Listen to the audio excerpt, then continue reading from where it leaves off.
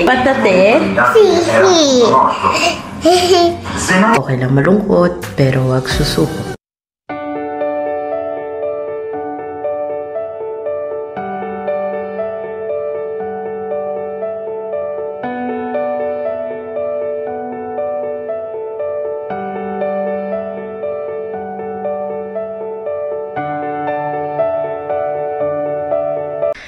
Good morning, guys. Today is Wednesday.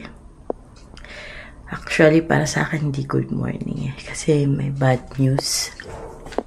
Yung senyora last minute nagbago isip. Hindi na daw niya itutuloy kasi napakadami daw gagawin at sobrang busy niya daw sa mga ginagawa niya. Kaya hindi niya kayang matapos yung mga papel. Pero, alam ko, si God may reason bakit susubok lang kami.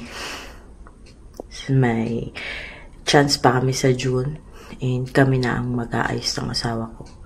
Pagbalik ko sa Viterbo, aayusin na namin yung ibang mga document na kailangan para yung ready to na lang yung kulang. Hindi ako nawawala ng pag-asa. Alam ko, ibibigay din to ni Lord sa tamang oras, tamang panahon, tamang lugar. Kami, magtatry hanggat merong pag-asa. Nalulungkot lang ako kasi matatagalan. Mag-aantay pa ako ng June. Hopefully, maging maayos ang lahat. Gagawin namin lahat. Nagpapasalamat lang ako kasi yung asawa ko napaka-supportive talaga. Hindi siya yung tinext kasi ng senyora na una. Kaya siya yung unang nalungkot sa balita.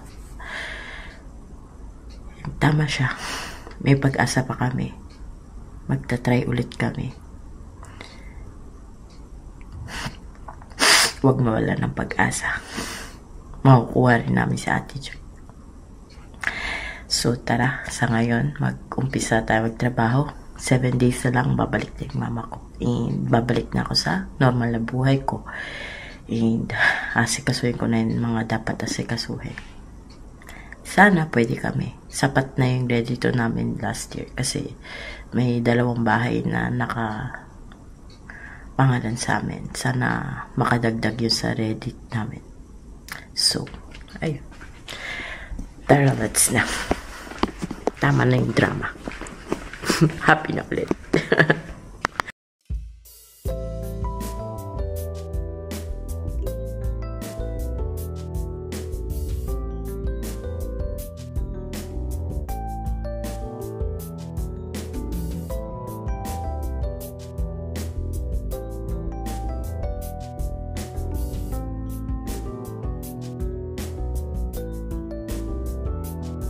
Yan na nga.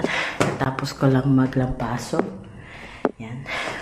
Nante ko lang matuyo yung sahig. Pupunta na ako sa kusina. Ito may iwasang di malungkot. Pero think positive. Alam ko lahat ng ito may dahilan si Lord. Move on. Okay lang malungkot, pero wag susuko. Laban lang tayo para sa ating pangarap. Napakadami ko na napagdaanan. Ito pa ba?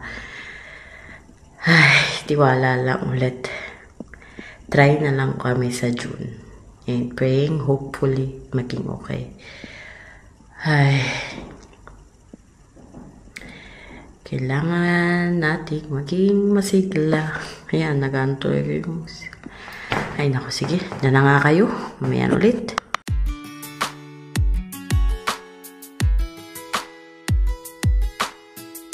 Gabi na naman. Sarado na tayo. Mga bintana.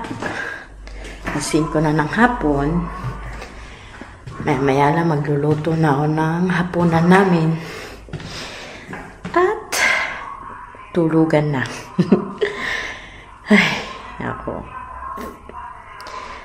Ay, nako. Gabi na naman.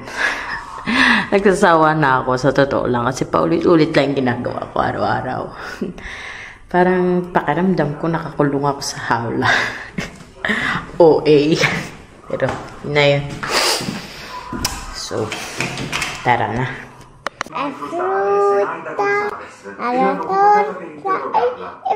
Torta. Patate? Sì. Sorpresa per te. Grazie, amore. I love you. I